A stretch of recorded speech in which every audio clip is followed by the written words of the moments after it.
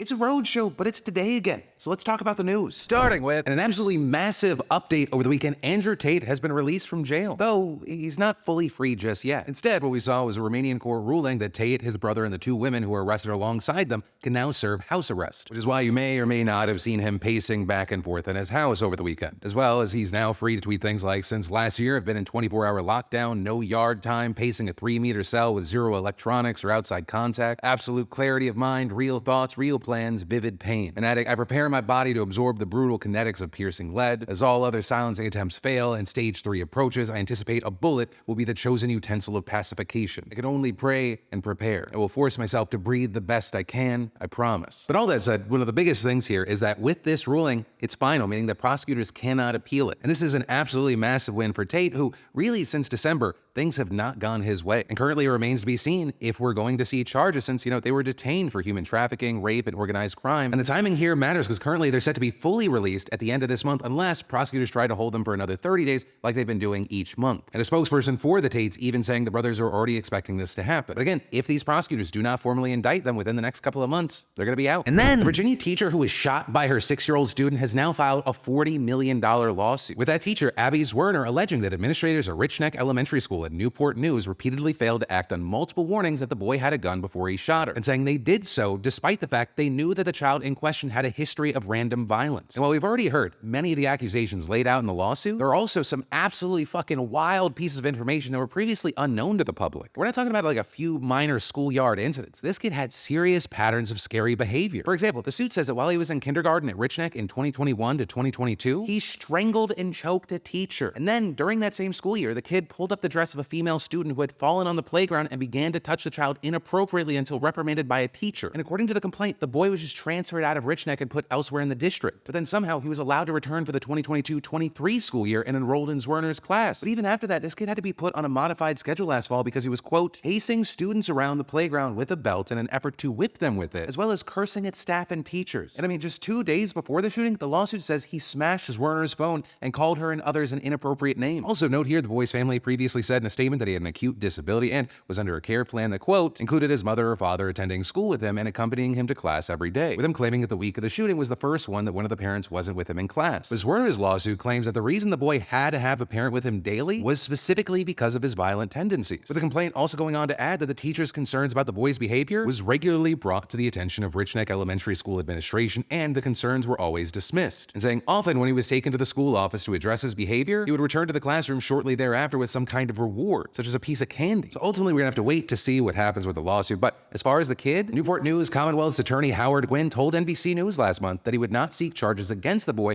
because of his age and inability to properly understand the legal system. But he did say he was still deciding whether to hold any adults criminally liable. And then in entertainment news, what the hell is going on with Twitter's verification checks? That's what many are wondering, since Twitter said it would be ending its legacy blue check verification come April 1st, meaning people who got those checks to verify that they're a real person or an organization of note would be losing them. And instead, if you want a blue check mark, whether you're Joe Schmo or Beyonce, you gotta pay for Twitter Blue. But come April 1st, those people didn't lose their blue checks. Instead, what was different was the labels associated with it. Because you used to be able to click a check to see if a person paid for Twitter Blue or if they were a legacy verified account. But now the line's blurred and all verified people have the same blur, saying this account is verified because it's subscribed to Twitter Blue or is a legacy verified account. Right, so it doesn't tell you which is which, so you could be looking at the real Tom Hanks or a troll Tom Hanks. You figure it out. But as far as why legacy users didn't lose their checks and instead we got this weird blurb, well, there's been a lot of speculation, with some saying Twitter straight up realized the only value of Twitter Blue is duping people into thinking it's a legacy checkmark after Elon said he was eliminating legacy blue checkmarks. And outlets like the Washington Post reporting that it might be because removing the checks would require extensive manual work. Also, you had in a now deleted tweet, Elon Musk himself saying the platform is giving these users a few weeks of grace. That is, unless they say they will not be paying for Twitter Blue, in which case Twitter will just strike it, which seems to explain what happened to the New York Times, kinda, because the New York Times was officially one of the first accounts to lose its check, where the outlet previously said it would not pay for verification, something that costs a regular person around $8 per month to start. Notably, organizations would have to spend $1,000 a month for theirs, and then there's other fees for all the people that work for them. And so you had the New York Times and other major outlets saying, thanks, but no thanks, we're not going to be paid. But again, as of recording, the only account to actually lose their check was the New York Times. And that notably coming after someone shared a meme with Musk about how the Times didn't want to pay, to which Musk replied, okay, we'll take it off then. But also stripping the Times of its check clashes with an announcement Twitter made on Friday saying, actually, the top 10,000 followed companies won't need to pay for verification. No $1,000 monthly fee necessary, we'll just hand over that shiny gold check. And with 55 million followers, the New York Times could easily make that cut, but, Musk. And that's not speculation. I mean, he went on this big anti-New York Times rant as well. And so now, in response to all this, you've seen tons of big names chiming in on whether they're going to pay for verification or not. LeBron James saying he won't be spending money on Twitter Blue. Jack Black saying he doesn't know if he'll keep his because it's definitely not cool to pay for it. Chris Pratt likewise saying he's torn, explaining, I care deeply about all of my followers. I'll do whatever I have to do to stay a part of their lives because I respect their attention and I love to use it as an opportunity to talk to them when I'm doing movies and stuff. And then you have large creators like Moist Critical not specifically saying in this tweet, you know, what the plans are regarding his check, but slamming Twitter's new changes, saying, what is the value of even being verified on Twitter? Well, I think the answer is nothing. I think there is absolutely no value in being verified on Twitter. But of course, he did note upcoming changes regarding the perks of verification, including the fact that starting April 15th, only verified users along with people you follow will show up in the For You timeline, right? Which key thing, it's going to be harder for non-verified users to spread their reach. But with the chaos at Twitter, who knows if this is going to change because you have Musk saying one thing and then going like, oh, I actually forgot to mention another thing. And it feels less like we're all on like this established website and more like everyone became beta testers. But yeah, time will tell. And then, one of the biggest pieces of entertainment news, it looks like the WWE's Vince McMahon's gonna get a lot richer. And that's because shortly after coming out of retirement last year to sell the platform, he made a deal with UFC's parent company, Endeavor. And this new merged company is gonna be publicly listed, and it's worth $21 billion, with Endeavor shareholders getting 51% of the company and WWE shareholders getting 49%. The new company will reportedly be run by Ariel Emanuel, the current CEO of Endeavor, who said of the deal, this is a rare opportunity to create a global live sports and entertainment pure play built for where the industry is headed. And the deal will also have McMahon staying on a little bit longer, which is likely to be a controversial move. Or because the WWE recently had to revise years of financial statements to include nearly $20 million in hush money payments that McMahon made to silence infidelity and sexual assault allegations. Which, of course, with these stories, I'd like to ask everyone their opinions, but specifically, if you are a fan of the WWE,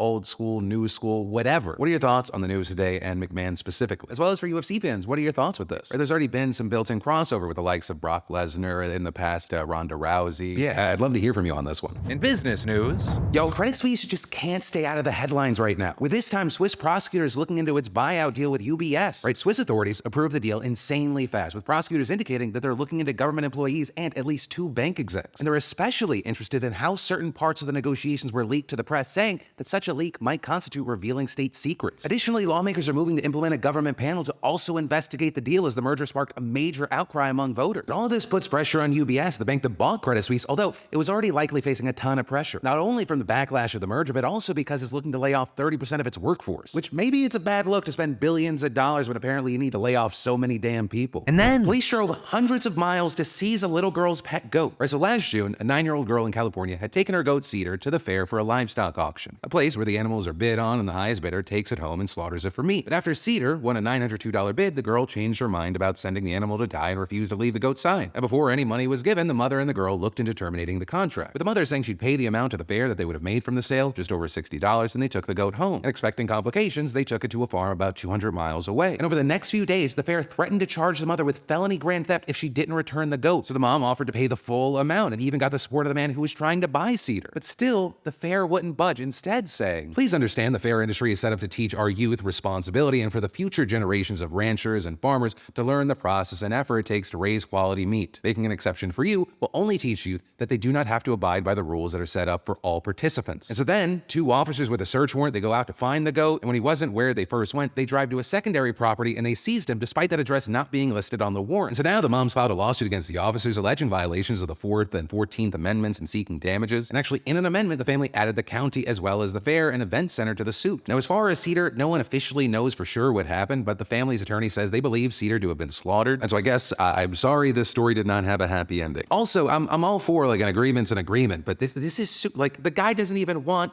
the goat. It's like a weird power trip trying to pose as a life lesson. And then, for any of you focused on getting your business off the ground, creating a place to share your homemade goods, new favorite hobby, current obsession, or even a personal blog to get all those thoughts out of your head, I got a great solution for you, and it comes from our fantastic partner and sponsor of today's show, Squarespace. And I've been partnering with Squarespace for years now, and I have to say, it's just so easy. There's nothing to install, patch, or upgrade ever, and creating a beautiful website with Squarespace's all-in-one platform has never been so simple. It's incredibly intuitive and easy to use. And with their mobile-optimized websites, your content automatically automatically adjust so it looks great on any device. Plus, with Squarespace, you get access to all their marketing tools and analytics and their award-winning customer care team via email or live chat 24/7. So go check it out, see why so many others love it, see why it's going to be perfect for you, and start your free trial today over at squarespace.com/Phil. When you realize you love it, make sure you enter an offer code Phil to get 10% off your first purchase. Then in political news, he'll be arraigned in Manhattan on Wednesday, Sydney time, Tuesday night, New York time, becoming the first former president to face criminal charges.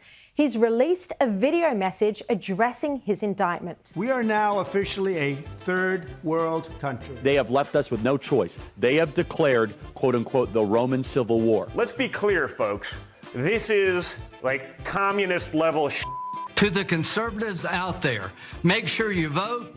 If you got friends, make sure they vote. If you don't have any friends, go make some friends. as I'm sure you've heard by now, Donald Trump has officially been indicted, with this making him the first ex-president to face criminal charges in American history. And while right now the indictment remains sealed, we know from sources that there are more than 30 counts relating to business fraud, including at least one felony. And all this stemming from Trump's alleged involvement in a scheme to silence adult film star Stormy Daniels with hush money payments back in 2016. Now, he's almost certainly in New York by the time that you're seeing this, and on Tuesday, he'll be reporting to a Manhattan courtroom for his booking and arraignment, with all of that raising a lot of questions about whether he's going to be treated like any other alleged criminal or he's going to get special treatment. With that, he likely won't be in handcuffs since he'll be surrounded by armed federal agents anyways, and it's also unclear if they're going to take a mugshot of him since everyone already knows his face, and authorities are concerned that these photos could be improperly leaked. And then, after booking, instead of being held in a jail cell near the courtroom before his arraignment like other defendants, he'll be taken through a back set of hallways and elevators to the floor where the courtroom's located, and then he'll come out to a public hallway to walk into the courtroom, at which point the indictment will be unsealed, Trump will be formally charged, and most likely he will be released, though he might have restrictions on his travel. And as far as how this is expected to play out, he's expected to plead not guilty, continuing to deny he had any sexual relationship or that there was any wrongdoing with Daniels. And on Tuesday night, he plans to give a speech at Mar-a-Lago, which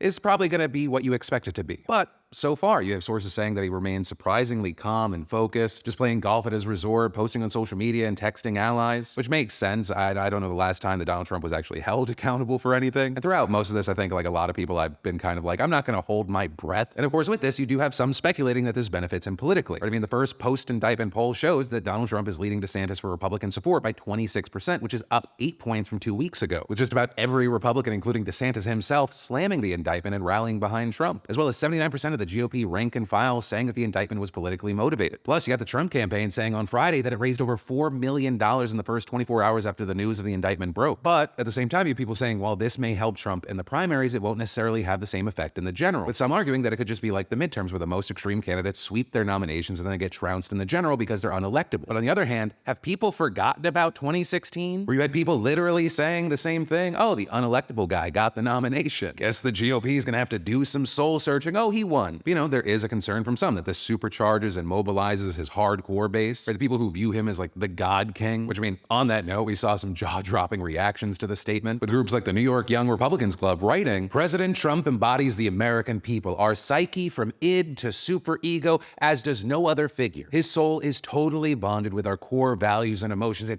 he is our total and indisputable champion. And then on the other side, for the most part, you have top Democrats kind of quiet on the news, seemingly trying not to inflate the panic more, with some left-leaning people kind of having a so what sort of mentality and reaction, right? Some arguing that Trump probably won't even be convicted. For the record, I don't think anything's going to happen. I just want you to understand, I am an incredibly cynical person. Rich people don't go to jail like poor people do, okay? He goes to jail or he goes to the courts on his own time. And, echoing that statement, you have some saying other investigations are more threatening, like those probing the January 6th riot, Trump's alleged mishandling of classified documents, and interference in Georgia's 2020 election. But I'll pass the question off to you fellow witnesses of history. What do you think's going to happen? What are your thoughts here? And then the Obamas are kicking people out of their homes, because the construction of the Obama Presidential Center in Chicago has raised rent in nearby neighborhoods, forcing longtime residents of South Shore out. So the Obama Foundation had promised that the Presidential Center will help the poorest areas of Chicago and offer opportunities to residents. Also, it's estimated to bring in more than $3 billion to the surrounding community during construction and the first 10 years of operation. And the center, as the Obama said during the groundbreaking ceremony 2 years ago, is supposed to be a tribute to Chicago and the South Side specifically. But since the announcement of the center's development, housing costs have reportedly skyrocketed, and the median rent price has jumped by 43%, which has resulted in longtime residents having to leave the neighborhoods, with some landlords hiking rent as much as 90%. With a professor at the University of Chicago saying, with a development of this size and economic impact, it was unavoidable that it would have a profound effect on the local housing market and exacerbate existing affordability challenges for many low-income residents of Woodlawn and South Shore. And South Shore homeowners have said that they've had to beat away investment buyers with a stick, with more and more calls asking if they're looking to sell their homes by the day. And not only that, property listings are reportedly using the Obama Center as a selling point, hiking up up prices even further. But with this, we're seeing Chicago residents pushing back, like Dixon Romeo, a community organizer, who said that Southside residents don't want Obama's legacy tarnished by the displacement of black families, saying this is the community that sent him to the White House and we should be the community that gets to stay and benefit from the presidential center. And so residents of the area are pushing for local legislative intervention. And in a 90% vote on a February referendum, they agree that the city should do more to create affordable housing around the Obama Center and help existing homeowners and renters in the area. The Obama Foundation also on board as well, saying that they're encouraged by the vote and adding, "Our hope and intention is that the people who live there now are able to enjoy the center when it comes online. There is an opportunity for this to be a success story." But as far as if this is going to be a success story, it might be up to the next mayor, because the current mayor of Chicago, Lori Lightfoot, she lost a re-election bid back in February, and the runoff election between two Democrats, it's set to take place tomorrow. But the good news is that both candidates have reportedly shown their support for an ordinance for the people of South Shore. And I bet you didn't even know this was something you need to worry about news, Missouri wants to ban pelvic exams while a patient is unconscious. And despite unanimous votes for the ban, it's not quite law yet, as the House and Senate need to reconcile their similar bills before it's on the governor's desk. Right, so under the current law, there's nothing stopping a doctor from checking out your pelvis, anus, or prostate while you're under anesthesia. And that last part is an important distinction, right, because the bill doesn't always ban these exams when you're passed out and does allow medical exceptions. Like if you show up to the emergency room and all of a sudden the doctor says, "Hey, I think a pelvic exam is going to help." But apparently, conducting unnecessary pelvic exams while a patient is under anesthesia is not unheard of and is actually considered a vital tool for medical students. However, it's unclear how often this actually happens in Missouri, though there does seem to be plenty of angry patients to talk to, with it seemingly mostly happening at university hospitals, which makes sense because that's where the students would be. But under the soon-to-be law, doctors must get explicit consent to do these exams before a patient goes under, with that then being in line with what the Association of Professors of Gynecology and Obstetrics recommended back in 2019. So it's not just the lawmakers who think that these exams are problematic. And any doctor who does one of these exams or supervises a medical student doing one is subject to disciplinary action by the state licensing board. But a big thing that I want to hit on here is that some of you might hear this story and go, another example of Missouri being backwards. Well, actually, here's the thing. They are in the minority here, as there are 29 states that allow these exams to take place. And according to a relatively small sample of 305 medical students across the country from 2022, 84% of students had done one of these exams, and 67% said that they never or rarely saw anyone tell the patient that it would happen. So the next time you go in to go under, maybe consider a chastity belt. And then the Chinese spy balloon that flew over the US was actually able to collect information from multiple military sites, despite the fact that the Biden administration took steps to block it from doing just that. Right? That's what two current and one former senior administration officials have told NBC News now. And according to the sources, China was actually able to fly the balloon so we could go over some of the military sites more than once, sometimes flying in figure-8 formations. And the balloon was also reportedly able to transmit the intel it collected back to China in real time. Though, notably here, the officials did say that instead of images, the information that China was able to collect was mostly from electronic signals that could be picked up from weapon systems of communications from personnel on base. And beyond that, they also told NBC that it could have been much worse, saying that China could have collected way more intel from these military sites if the Biden administration had not taken the steps to move around possible targets and actually stop them from emitting or broadcasting signals to limit what the balloon could pick up. And when NBC here reached out to national security agencies, the Department of Defense pointed to previous statements that the balloon had, quote, limited additive value for collecting intelligence that China couldn't already get from other means. But still, the balloon was actually able to get intel from sensitive military sites. Not good news. And that's where today's show is going to end. But remember, we've got daily dives into the news every day this week, and we got a historic show tomorrow. So as always, my name's DeFranco. You've just been filled in. I love yo faces, and I'll see you tomorrow.